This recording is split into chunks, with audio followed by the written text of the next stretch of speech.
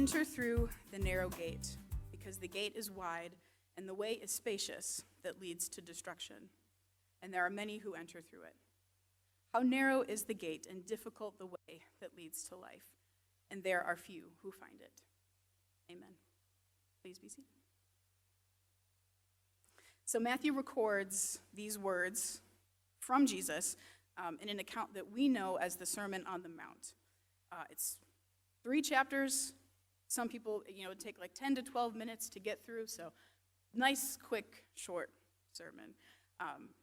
It's believed, though, it was preached over a few days, so not as quick as we might expect. But large, wide array of topics, wide array of people that heard it.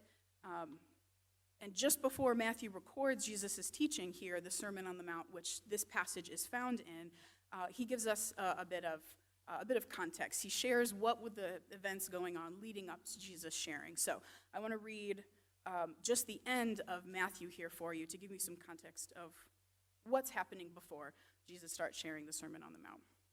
So from Matthew chapter 4, it says, Jesus went throughout all of Galilee, teaching in their synagogues, preaching the gospel of the kingdom, and healing every kind of disease and sickness among the people. So a report about him spread throughout Syria. People brought to him all who suffered with various illnesses and afflictions, those who had seizures, paralytics, and those possessed by demons, and he healed them. And large crowds followed him from Galilee, the Decapolis, Jerusalem, Judea, and beyond the Jordan River. When he saw the crowds, he went up to the mountain. After he sat down, his disciples came to him, and then he began to teach to them, saying, and then we jump into the Sermon on the Mount, which this part about the narrow path, this narrow gate, is it's towards the end of the 3 chapters that we have from Jesus' teaching. So to start the sermon, he jumps right in, starting with the Beatitudes, teaching about salt and light, fulfillment of the law and prophets, anger, murder, adultery, divorce, oaths, retaliation, loving your enemies, giving, prayer, fasting, treasure, worry, judgment, the narrow gate, fruit trees, and the importance of obeying all of these teachings. If I turned in a sermon with that many topics to my Preaching 101 class at Malone University, I would have gotten an F. Jesus does it and becomes a bestseller. But we have these collections that vary, a collection of teachings that vary in topic, and if laid out on separate note cards in front of you, probably wouldn't appear to have a whole lot in common. Fruit trees, prayer, divorce, prophets. For anyone that plays the New York Times word games, that would be a great thing for categories, a great word group for categories. But the thing that these topics have in common is that they are practices that lead to this narrow path. Let me read Matthew 7:13 through 14 once again, just to remind us of it. It says, enter through the narrow gate, because the gate is wide, and the way is spacious that leads to destruction, and there are many who will enter through it. How narrow is the gate and difficult the way that leads to life. There are few who find it. Traveling the narrow path, walking the way of Jesus. Traveling the narrow path is walking the way that Jesus sets before you. It's the utmost important that you walk in line with it, not to earn your salvation, but to demonstrate it. And the paths that we walk, they'll all look different. We'll all show our fades in different ways because we've lived different lives. But praise be to God for that. If you can't identify Jesus, then you won't be able to find his path, because remember, he is the light. Perhaps think of that narrow path as the tool that the eye doctors use to test vision. The more refined the lens, the clearer we can see Jesus. The narrower the path we walk, the clearer our gaze is on Christ. So not surprisingly, I attend a lot of middle school band, orchestra, dance, choir performances. Watching the kids balance that fright of performance with the skill that they've willingly or perhaps begrudgingly begun to learn. More often than not, mistakes are glaringly obvious. And you know this. The crowd of parents and loved ones smile, chuckle to themselves, but give a roaring applause at the close. The applause not being for the skill displayed in the performance, but more out of the love made on the part of the performer. It is through the encouragement of the applause and personal desire to improve that high school performances are much more enjoyable and college performances are just outright sought out. So like a middle schooler only having a few months of training in tow, walking on the narrow path often feels out of sync, clumsy, and dissonant. Left to its own will, our human nature evades habitual practice led by the way, the truth, and the life. A fifth grader screeching out hot crust buns on a violin sounds just as pleasing as the invitation to sit in prayerful solitude to the young and even perhaps experienced Christian. The Sermon on the Mount allows believers to learn, through whatever skill level they find themselves at, some of the disciplines that should eventually bring sweet music to the soul and to the faith.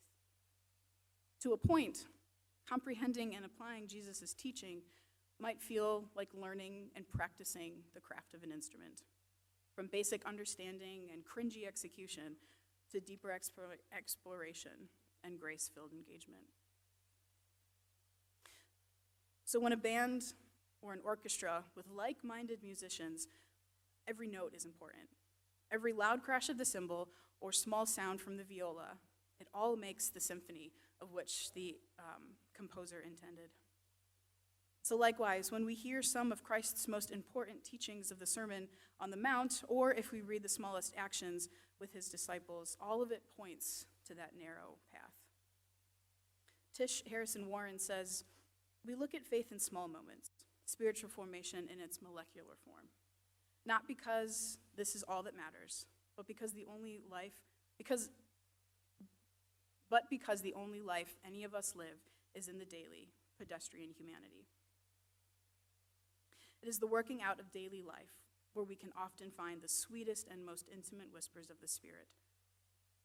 In prayer while making the bed, the orderliness found in laundry and dishes, the meditation while waiting in the pickup line at school, or confession steeped in weeping with loved ones. Cultivating a higher intentionality and awareness of spiritual formation offered in the midst of the mundane. That is a discipline unto itself." I can pick up my phone and Google the movement Chartish by the Italian composer Vittorio Monti. I practiced saying that name so many times last night and it's still difficult.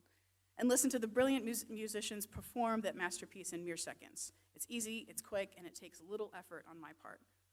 But learning how to play Chartish, understanding the intricacies of the violin and acquiring the ability to perform the movement requires time, it requires commitment.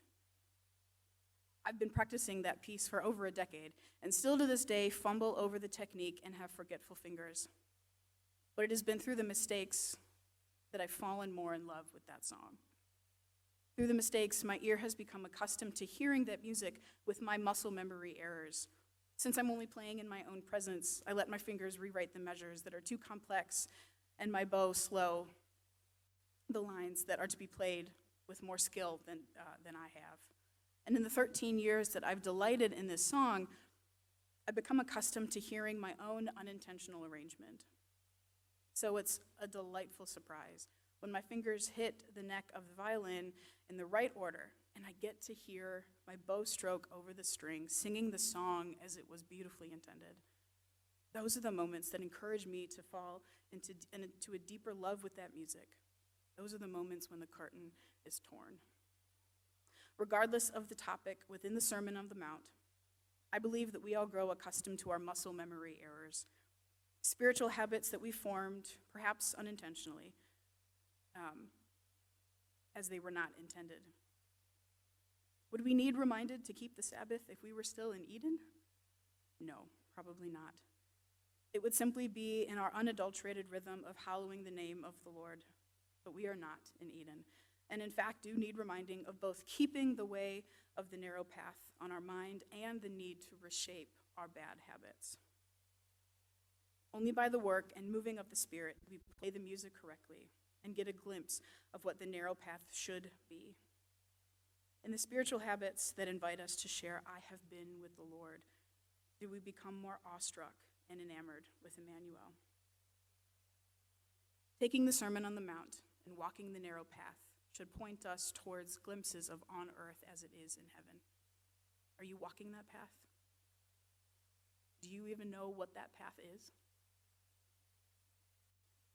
5 questions were recently placed in front of me to assess the health of my spiritual well-being. The questions stem from seeking to understand where we push ourselves from an unhealthy place of fasting to, The questions stem from seeking to understand where we push ourselves from a healthy place of fasting to an unhealthy starvation. The questions are, where am I ashamed or proud of my obedience? Where is my devotion dependent on support from anyone except the Spirit? Where am I not letting myself be known? Where can my obedience be more just? And where is God offering a feast now?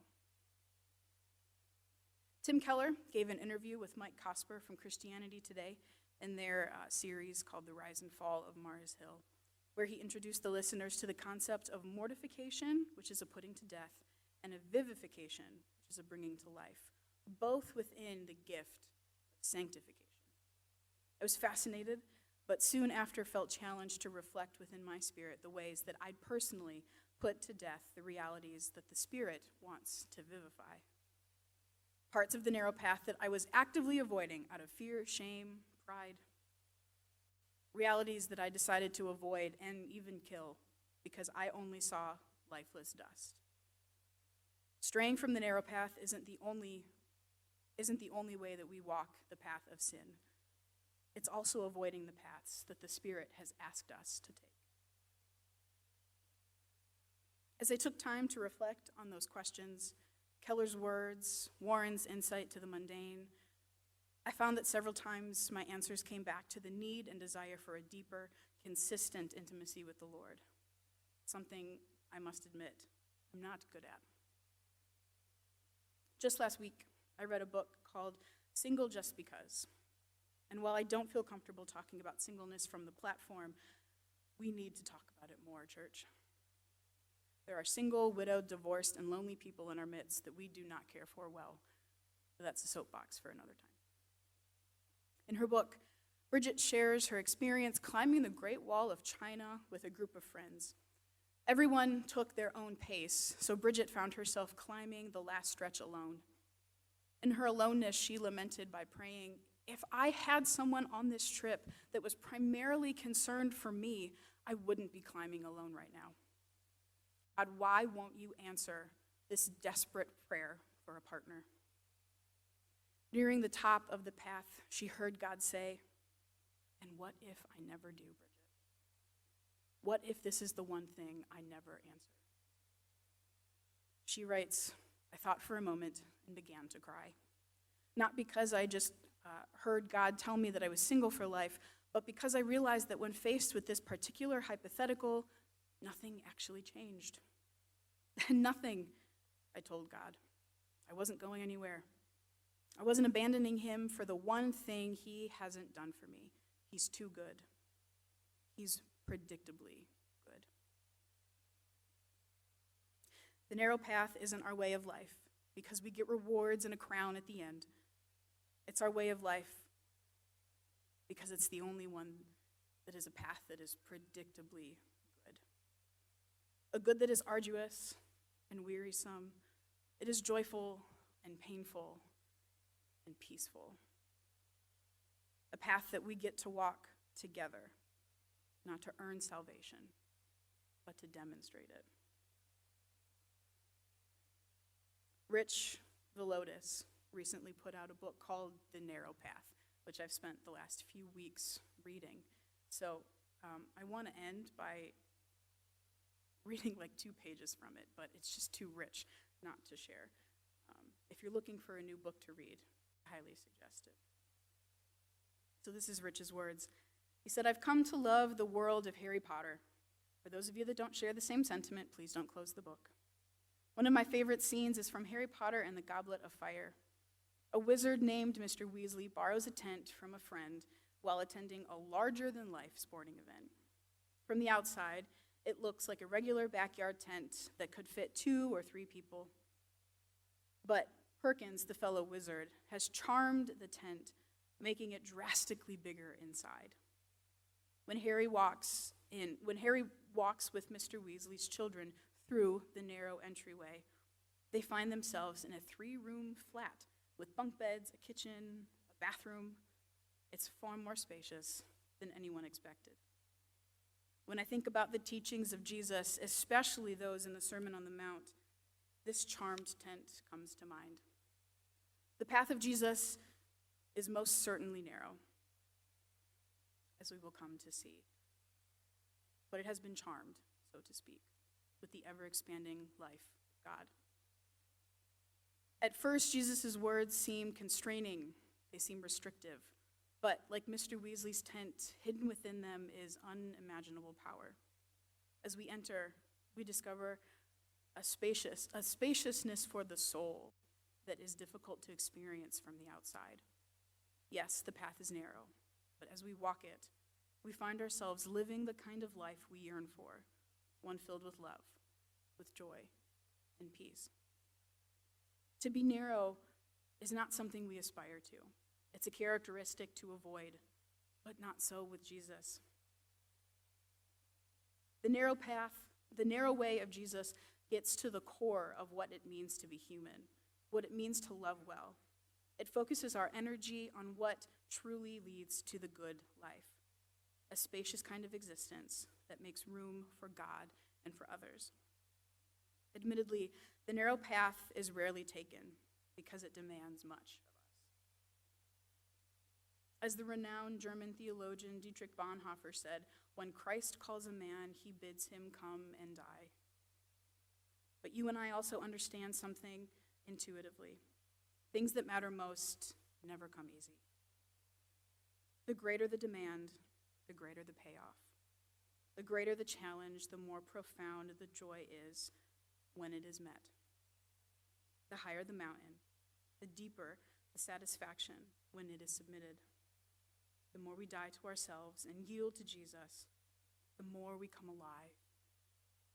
This is the paradox. This is the way of Jesus.